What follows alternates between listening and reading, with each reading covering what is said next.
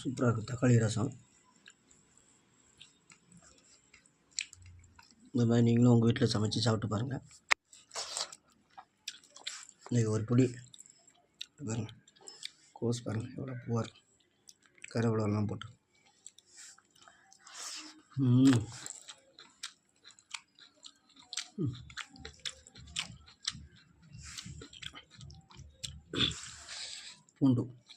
பூண்டு தக்காளிலாம் போட்டது.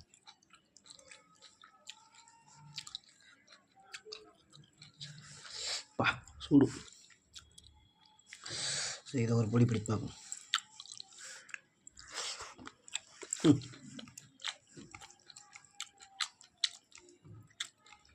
வேற மாதிரி இருக்குது.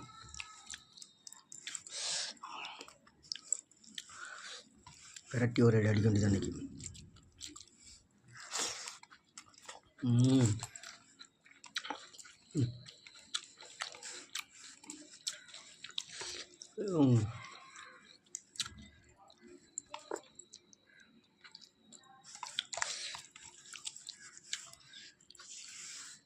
கோஸை பாருங்கள், பூ மாதிரி, தேங்காய் பூ எப்படி இருக்கும் அந்த மாதிரி.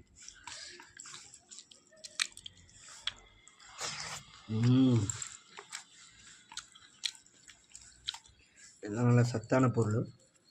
இந்த மாதிரி நல்ல சத்தான ஆகாரமாக சாப்பிடுங்க, உடம்பு நல்லா ஆரோக்கியமாக இருக்கும்.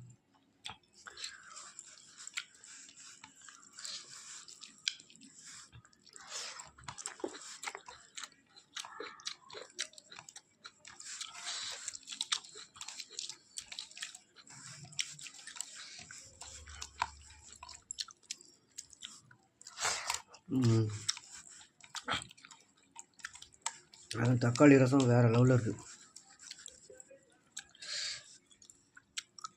அப்படியே குடிக்கலாம் போல் இருக்குது தக்காளி ரசம். பாருங்க, அப்படியே குடிக்கும்.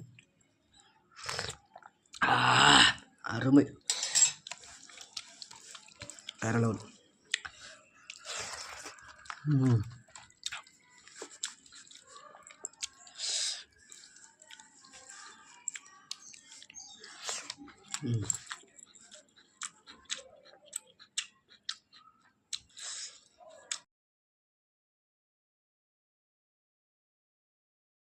ஸ்பெஷல் சாப்பாடு, ரசம், தக்காளி ரசம்,